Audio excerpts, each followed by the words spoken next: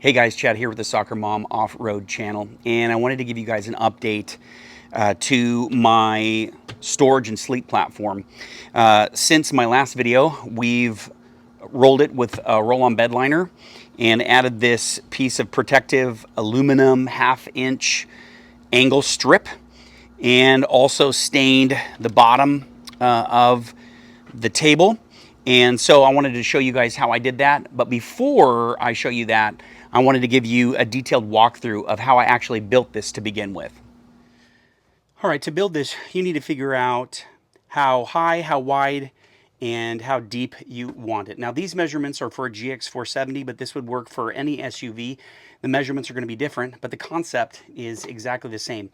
So first, I wanted to figure out how high I needed my platform. Now, this storage platform works in tandem with a sleep platform. If you were just building a storage platform, weren't worried about a sleep platform, you could make this as high as you wanted it based on maybe what you wanted to put underneath, or maybe if you have a fridge, or what you got to make sure that you clear the top here.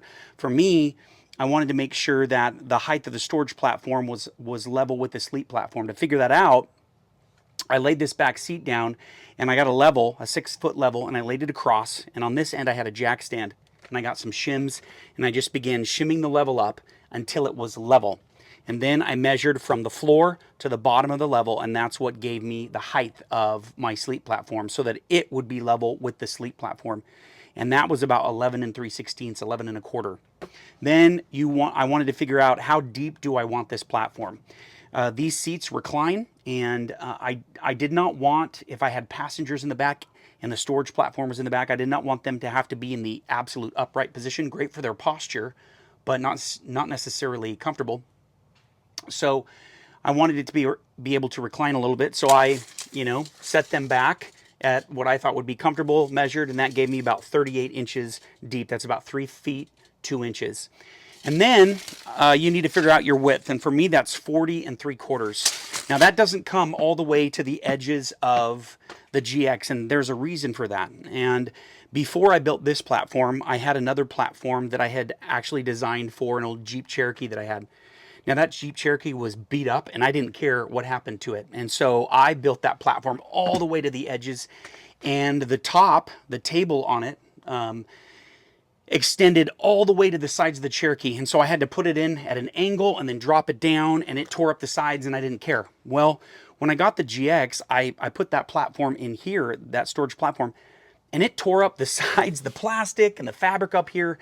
And it was a big pain. It was awkward to put it in at an angle and drop it down.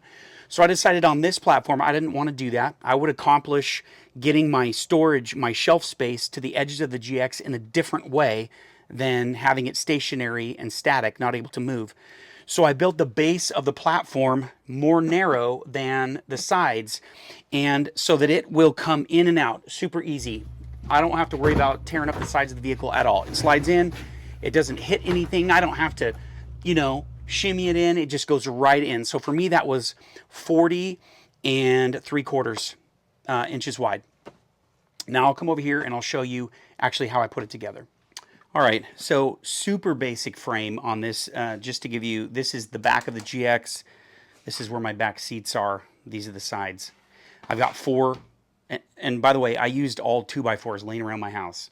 So I got 4 legs, and these guys are 10 and 11/16 long. 10, 11/16, 4 of these. We've got 3 supports here, here, and here, running front to back. These are 31 1/4 inches long. Then I've got my 2 cross braces. These guys are 37 5/8 approximately. And I just put all this together with pocket jig. Drilled my holes, put it together. Didn't even use any glue. Probably should have, but I didn't. Certainly, it's extremely, extremely rough carpentry. So it works great. It's really sturdy, and it's surprisingly light. Now, what are these bungees, you may ask? Well, the height of the bins that I'm using leaves some space, and so I slide my privacy tent into this, and that's where it lives. It really doesn't move when it's sitting flat. It works nicely. It's not ideal, but it works. It's working. It works. Now, this is a 4x8 sheet of 1/2 inch sanded plywood. It was really light, and if you were to build this and then treat it with stain or a bed liner right away, it would be perfect because it comes sanded, ready to be painted or whatever you want to do to it. So cutting this part was easy, right? It's just a rectangle, no problem. And secure it with whatever kind of screws you want. The wings were more challenging, more time consuming. This is what allows me to slide this in and out without having to put it at an angle, because I slide this in and then I lay these wings down, and this completely covers the entire length and even the contours of the back of the GX, giving me more storage space than I've ever had. And let me show you how I did that. All right, to build the wings, basically I created a grid on this about every, I don't even remember if it was every 1 inch or every 1.5 inches. I created a grid on this every 1.5 inches, and then I got a piece of cardboard that was at least as deep as the deepest part of the GX, and I put the same grid on the cardboard. And then I just did a measurement for each one of these. And then I put that measurement, I traced out that measurement onto the cardboard so that I had basically a rough, contoured, measured design of what this was going to look like. So started here, measured, oh, that's 2 inches, great. Then I measured out 2 inches on the cardboard, went to the next one, and gradually this outline of the contour of the back of the GX started to evolve on the cardboard. And then I took the cardboard, I had this piece already in here, and I took the cardboard and began to cut it. And then I would bring it in here and try to fit it, the cardboard here. And I realized, oh, I need to take a little more off here. So I would take off, and I kept shaping it. Once I had the basic shape down, I kept fine tuning it until it was perfect. Once I got the cardboard the shape I wanted, I transferred it to a piece of plywood, cut it, and away we went. I attached the wings using piano hinge, or also called continuous hinge, from Home Depot. I think I bought a 6 or 8 foot section for about 20 bucks. And I attached it using 1/4 inch screws. The piano hinge is really easy to cut in half with a cutoff wheel. I do have one little guy in here that makes this work really nicely. I took a rough piece of plywood and a little piece of wood that I cut to fit into these little holes here. Because this platform is taller than this little wheel well plastic cover here. And even though this will stay up by itself, I didn't want it to bear weight just on the hinge alone. So I created this little cutout that fits in here, and then the bottom of the wings rest right on top, and this will take tons of pressure and I don't have to worry about it. So that's the basic design of how we built this. All right, this is my sleep platform, or the addition to the storage platform that makes it a sleep platform. It is not fancy. It is very rudimentary. It's made out of the same plywood as the top of the storage platform.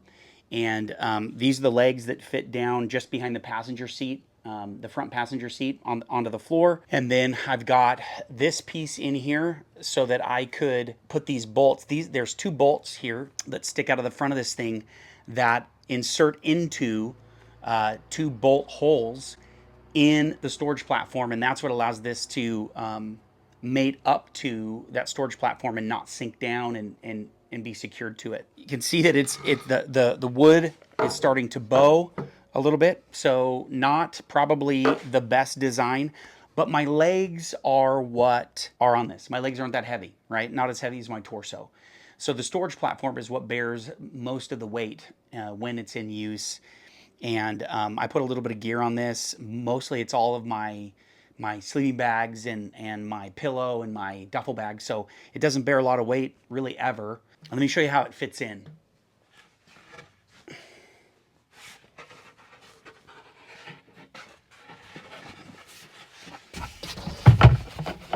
These 2 guys fit into these holes here.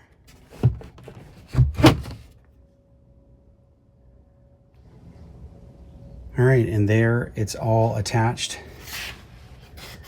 and away we go. We got our sleep platform in there. All right, total length of the sleep platform is 6 foot 4 inches. It can be longer. All you would have to do is push your front passenger seat up a little bit more. I don't need more than that. I'm 5'9.5" on a good day. And so I don't need any more than that. 6'4" is plenty for me. So, but you can customize this length if you need to. All right, after using this as much as I have, I know that I love it. So today we're gonna coat this in a bed liner, and we don't have very much prep to do because this is actually sanded plywood. I bought sanded prepped plywood. I do have a little bit of sanding just because as I've used it and experimented with it, I've spilled food and various stuff on it. But anyway, we got to sand some little spots down, but it's basically ready to go. We'll tape the hinges and we'll just start rolling it on. Now for product, I've got some Rust-Oleum truck bed coating. This is a quart. I got this at Walmart, probably like 23 bucks. And then for the bottom side of this, I wanted a stain that was a gray. So at Home Depot, I picked up some of this Behr Stain and Poly water-based stain. It's weathered gray. And hopefully that will be somewhat in close proximity to this kind of gray. I picked up a couple of rollers and one of the cheaper paint brushes that I could find that said that it was actually 4 stains, and I already had the paint rollers themselves. So all told, this was about 50 bucks. You know, there were other bed liners. There's lots of other bed liners on the market, and Rust-Oleum, for the price, held up pretty decently to the abuse that was thrown at it. So certainly not the best, but I think it'll do the job. And if it doesn't, well, I guess it won't. And I'll do another update later and let you know how it holds up. So let's get started.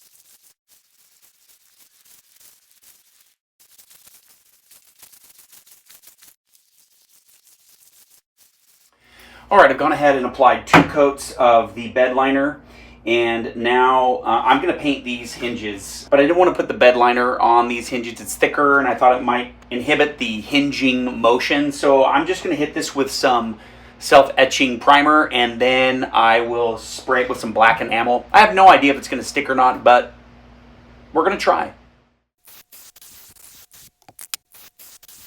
All right, I've got 1 coat of self-etching primer on these hinges.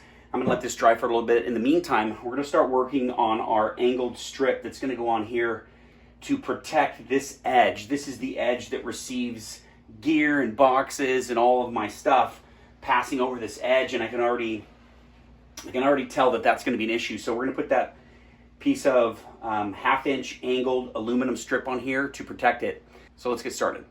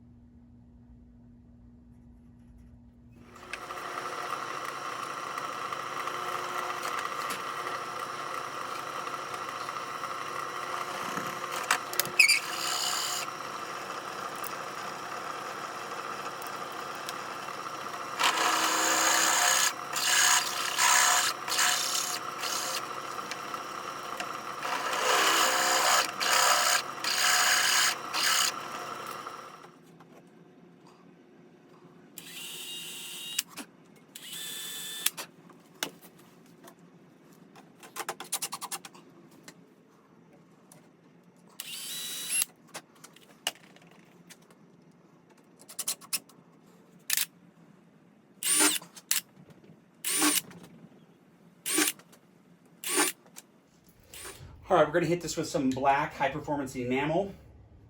I do not know if this is dried long enough yet. I suspect that it has not, but I am impatient and I don't want to wait. So we're just gonna hit this. Enough talk, let's paint this thing. All right, we're just gonna hit this little angle strap with some self-etching primer, probably a couple coats, and then we'll hit it with a couple coats of black enamel, and then we're ready to install it. All right, we're just gonna use a bit of wood glue on this just to keep it adhered even better.